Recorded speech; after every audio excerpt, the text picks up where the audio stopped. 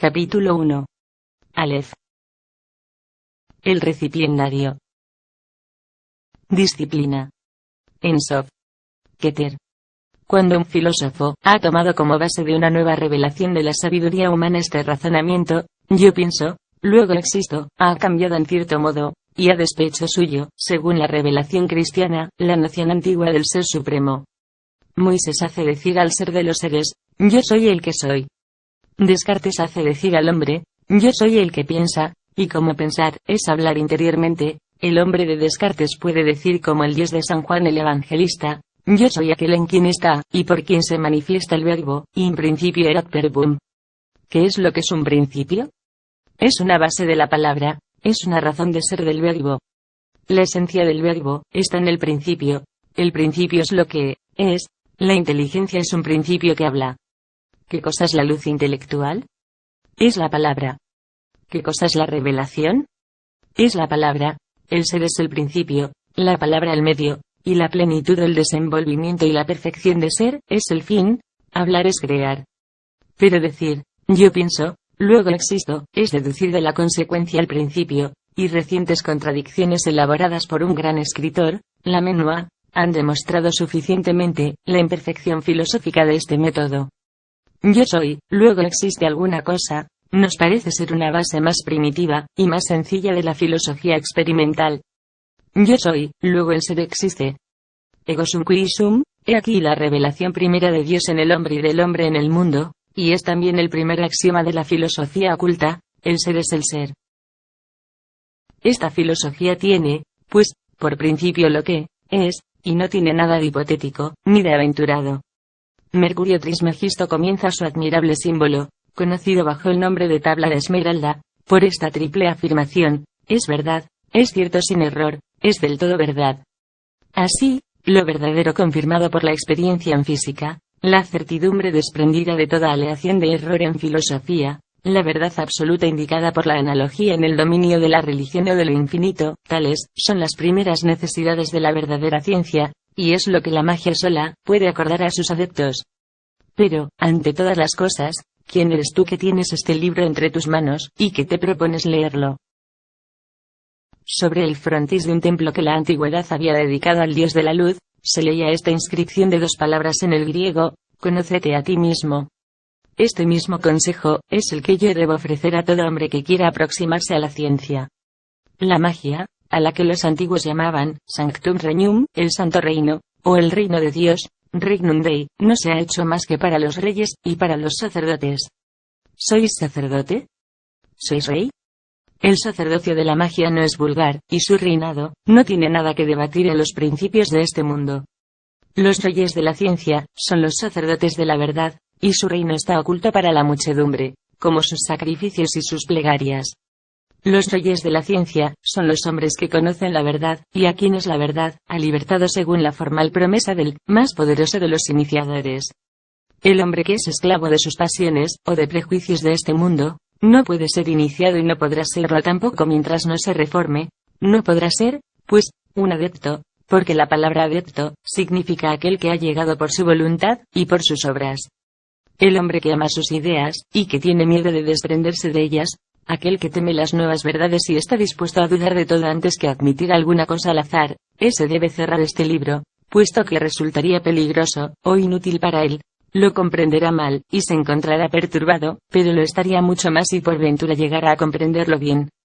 Si amáis más al mundo que a la razón, a la verdad y a la justicia, si vuestra voluntad es incierta y vacilante, sea en el bien sea en el mal, si la lógica os espanta, si la verdad desnuda os hace enrojecer, si se os hiere, al tocar, los errores en que habéis sido criados, condenad inmediatamente el libro y haced, al no leerlo, como si no existiera para nosotros, pero no le motejéis de peligroso.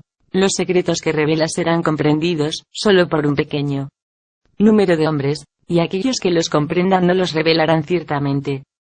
Mostrad la luz a las aves nocturnas, es ocultársela, puesto que las ciega y se convierte, para ellas en algo más oscuro que las tinieblas. Hablaré, pues, claramente, lo diré todo, y tengo la firme confianza de que solo los iniciados, o los que sean dignos de serlo, lo leerán, y comprenderán algo. Hay una verdadera y una falsa ciencia, una magia divina, y una magia infernal, es decir, embustera y tenebrosa. Vamos a revelar la una y a desvelar la otra. Vamos a distinguir al mago del hechicero, y al adepto del charlatán. El mago dispone de una fuerza, que conoce. El hechicero se esfuerza por abusar de lo que ignora. El diablo, si está permitido emplear en un libro de ciencia esta palabra despreciable y vulgar, se entrega al mago y el hechicero se entrega al diablo. El mago es el soberano pontífice de la naturaleza, el hechicero no es otra cosa que el profanador de la misma. El hechicero es al mago lo que el supersticioso y el fanático al hombre verdaderamente religioso. Antes de ir más lejos, definamos claramente lo que es la magia. La magia es la ciencia tradicional de los secretos de la naturaleza, que nos viene de los magos. Por medio de esta ciencia, el adepto se encuentra investido de una omnipotencia relativa, y puede operar sobrehumanamente, es decir, de una manera que no está al alcance de los demás hombres.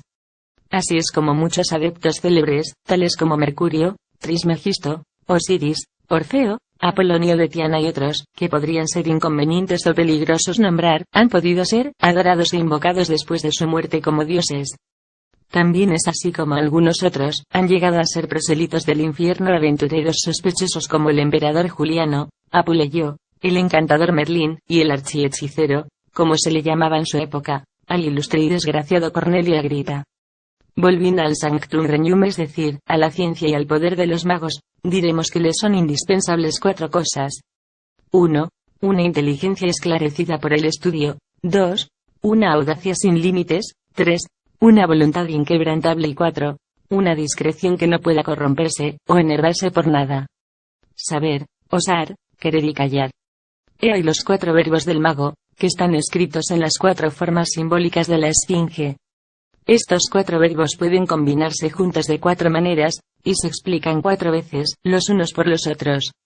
En la primera página del libro de Hermes, el adepto está representado cubierto con un vasto sombrero que, al bajarse, puede cubrirle toda la cabeza. Tiene una mano elevada hacia el cielo, al cual parece mandar con su varilla, y la otra mano sobre el pecho, presentando así los principales símbolos o instrumentos de la ciencia, y oculta otros en un cubilete de escamoteador. Su cuerpo y sus brazos forman la letra Aleph, la primera del alfabeto que los hebreos tomaron de los egipcios, pero ya volveremos luego a ocuparnos de este símbolo. El mago es verdaderamente lo que los cabalistas hebreos llaman el microprosopo, es decir, el creador del mundo pequeño. Estribando la primera ciencia mágica en el conocimiento de sí mismo, esta es también la primera de todas las obras de la ciencia, la que encierra todas las demás y la que es el principio de la gran obra. Esto es, la creación de sí mismo. Esta palabra tiene necesidad de ser explicada. Siendo la razón suprema el único principio invariable, y, por consiguiente, imperecedero, puesto que el cambio es lo que nosotros llamamos la muerte, la inteligencia que se adhiere fuertemente y se identifica de algún modo a este principio, se hace, por lo mismo, invariable, y, por consiguiente, inmortal. Se comprende que, para adherirse, invariablemente a la razón, es preciso haberse independizado de todas las fuerzas que producen, por el movimiento fatal y necesario, las alternativas de la vida y de la muerte.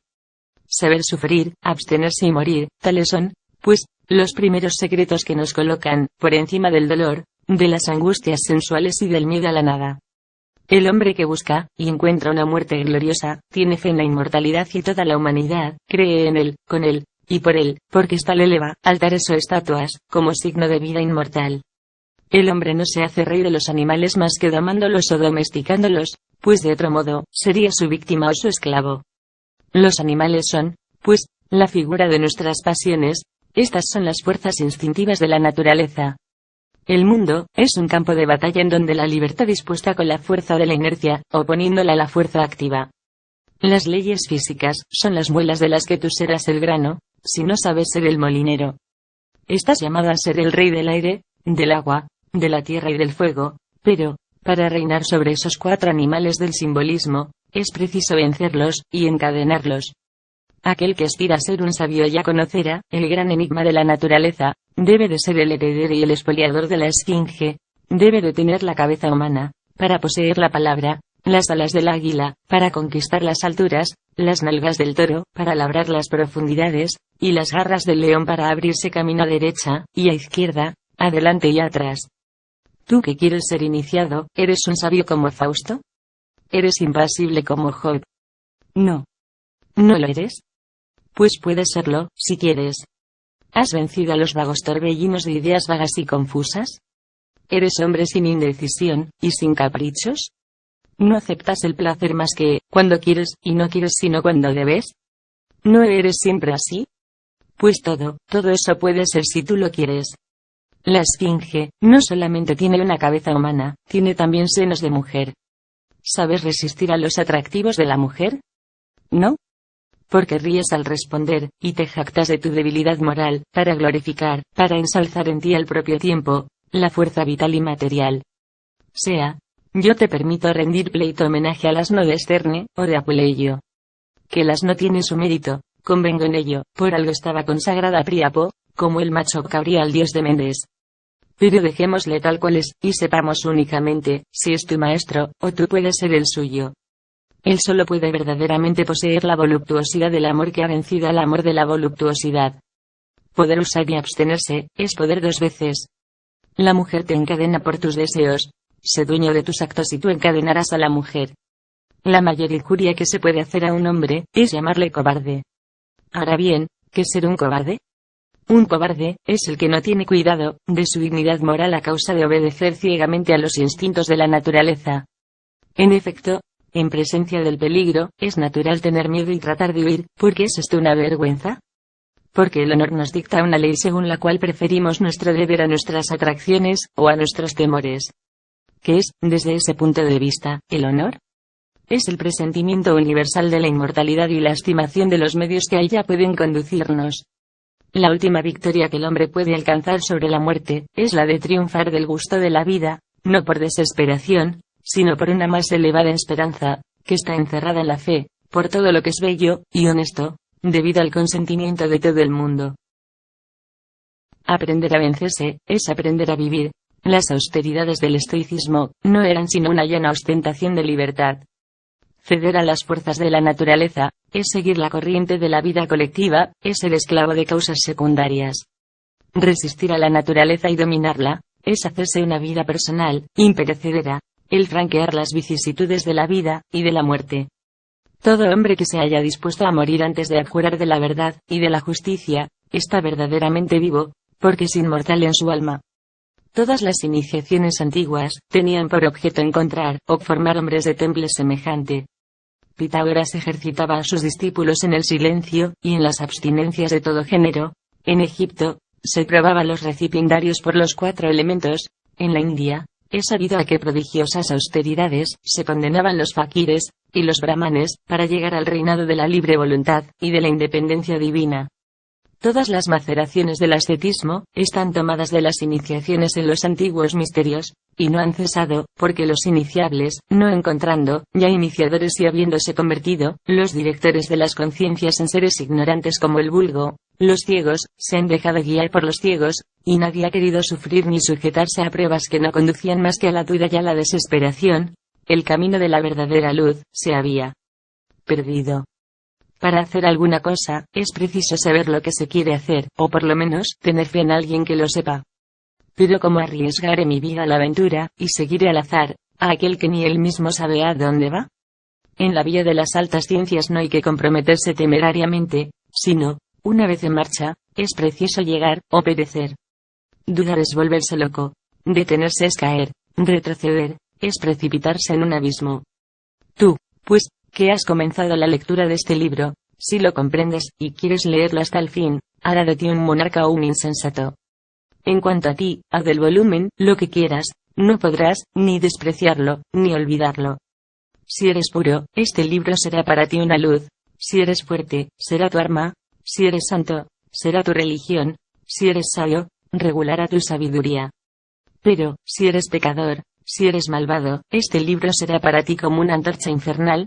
Destrozará tu pecho como si fuera un puñal, quedará en tu memoria, como un remordimiento, te llenará la imaginación de quimeras, y te conducirá, por las vías del besanismo, a la desesperación. Querrás reír y no alcanzarás más que a rechinar los dientes porque este libro, será para ti como la lima de la fábula, lima que una serpiente trataba de roer, siendo aquella la que rayó todos los dientes a la serpiente. Comencemos ahora la serie de las iniciaciones. ya he dicho que la revelación es el verbo. El verbo, en efecto, o en palabra, es el velo del ser, y el signo característico de la vida. Toda forma, es el velo de mi verbo, porque la idea madre del verbo, es la única razón de ser de las formas. Toda figura, es un carácter, todo carácter pertenece, y retorna a un verbo. Por esta razón, los antiguos sabios, de los que Trismegisto, es el órgano, formularon su único dogma en estos términos: lo que está arriba es como lo que está abajo, y lo que está abajo es como lo que está arriba. En otros términos, la forma guarda proporción con la idea. La sombra es la medida del cuerpo calculada en su relación con el rayo luminoso. La vaina, es tan profunda como el largo de la espada. La negación es proporcional a la afirmación contraria. La producción es igual a la destrucción en el movimiento que conserva la vida, y no hay un solo punto en el espacio infinito que no sea el centro del círculo, cuya circunferencia se agrada y retrocede indefinidamente en el espacio. Toda individualidad es, por tanto, indefinidamente imperceptible, puesto que el orden moral guarda analogía con el orden físico, y porque no se podrían concebir un punto que no pueda dilatarse, agrandarse, y lanzar rayos en un círculo filosóficamente infinito. Lo que puede decirse del alma entera, se puede decir también de cada una de las facultades del alma. La inteligencia y la voluntad del hombre, son instrumentos de un alcance, y de una fuerza incalculable. Pero la inteligencia y la voluntad tienen como auxiliares y como instrumento una facultad muy poco conocida y cuyo poderío pertenece exclusivamente al dominio de la magia. Me refiero a la imaginación, la cual los cabalistas llamaban lo diáfano o lo traslúcido. La imaginación, en efecto, es algo así como los ojos del alma, siendo en ella en donde se dibujan y se conservan las formas. Es por ella también por donde vemos los reflejos del mundo invisible, y asimismo, en fin, es el espejo de las visiones y el aparato de la vida mágica. Por medio de ella curamos las enfermedades, influenciamos las estaciones, apartamos los muertos de los vivos, y hasta resucitamos los muertos, porque es ella la que exalta la voluntad y la que la adquiere de la gente universal. La imaginación determina la forma del hijo en el seno de la madre y fija el destino de los hombres, da alas al contagio, y dirige a los combatientes en el campo de la batalla. ¿Estáis en peligro de un combate? Pues consideraos invulnerables como Aquiles y lo seréis, dice Paracelso. El miedo atrae las balas en la guerra, en tanto que el valor las hace desviar o retroceder. Ya se sabe que los amputados se quejan, con frecuencia, de los miembros que ya no poseen. Paracelso operaba sobre sangre viviente, medicamentada del resultado de una sangría. Curaba los dolores de cabeza a distancia, operando sobre cabellos cortados. Se había anticipado en mucho para la ciencia, acerca de la unidad imaginaria, y la solidaridad del todo, o de las partes, teorías todas, o más bien conjunto de todas las experiencias de nuestros más célebres magnetizadores. Por esto sus curaciones, eran maravillosas, milagrosas, y mereció que se agregara su nombre de Felipe Teofrasto Bombast, el de Aureola Paracelso, agregándole, todavía el epíteto de divino. La imaginación, es el instrumento de la adaptación del verbo. La imaginación, aplicada a la razón, es el genio. La razón, es una, como el genio, es uno, en la multiplicidad de sus creaciones.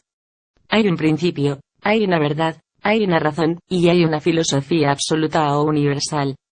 Lo que está en la unidad, considerada como principio, retorna a la unidad considerada como fin. Uno está en uno, es decir, todo está en todo. La unidad, es el principio de los números y es también el principio del movimiento, y por consiguiente, de la vida. Todo el cuerpo humano, se resume en la unidad de un solo órgano, que es el cerebro. Todas las religiones, se resumen en la unidad de un solo dogma, que es la afirmación del ser, y de su igualdad a sí mismo, que constituye su valor matemático. No hay más que un dogma en magia, y el aquí, lo visible es la manifestación de lo invisible, o en otros términos, el verbo perfecto, está en las cosas apreciables y visibles, en proporción exacta con las cosas inapreciables para nuestros sentidos e invisibles para nuestros ojos. El mago eleva una mano hacia el cielo y baja la otra hacia la tierra, y dice, la alta inmensidad, y la baja inmensidad todavía. La inmensidad igual a la inmensidad. Esto es verdad en las cosas visibles, tanto como también lo es en las invisibles. La primera letra del alfabeto de la lengua sagrada. Aleph, representa a un hombre que eleva una mano hacia el cielo y baja la otra hacia la tierra. Esta es la expresión del principio activo de toda cosa, es la creación en el cielo, correspondiente a la omnipotencia del verbo, aquí y abajo. Esta letra es, por sí sola, un pantáculo, es decir, un carácter que manifiesta la ciencia universal. La letra Aleph puede suplir a los signos sagrados del macrocosmo y del microcosmo. Explica, el doble triángulo masónico y la brillante estrella de 5 puntas, porque el verbo es uno y la revelación una sola. Dios, dando al hombre la razón, le ha dado la palabra, y la revelación, múltiples en formas, pero no en su principio, está completa en el verbo universal, intérprete de la razón absoluta. Esto es lo que quiere decir la palabra tan mal comprendida catolicismo, que en lenguaje hierático moderno, significa infalibilidad. Lo universal en razón, es lo absoluto, y lo absoluto, es infalible. Si la razón absoluta, conduce a toda la sociedad a creer irresistiblemente en la palabra de un niño, este niño será infalible, ante Dios, y ante toda la humanidad. La fe no es otra cosa que la confianza razonable en esta unidad de la razón, y en esta universalidad del verbo. Creer es aquí espera lo que aún no se sabe, pero de lo que la razón nos da anticipadamente seguridades que sabremos, o por lo menos, conoceremos algún día. Absurdos son, pues, los pretendidos filósofos que dicen, yo no creeré en lo que yo no sepa. Pobre infelices. Si lo supierais, ¿qué necesidad tendríais de creer? Pero ¿puedo yo creer al azar, y sin razón? No, ciertamente. La creencia, es aventurada, es la superstición y la locura. Es preciso creer en las causas cuya existencia nos obliga a admitir la razón mediante el testimonio de efectos conocidos y apreciados por la ciencia. La ciencia. Gran palabra, y gran problema. ¿Qué es la ciencia? Responderemos a esta pregunta en el segundo capítulo de este libro.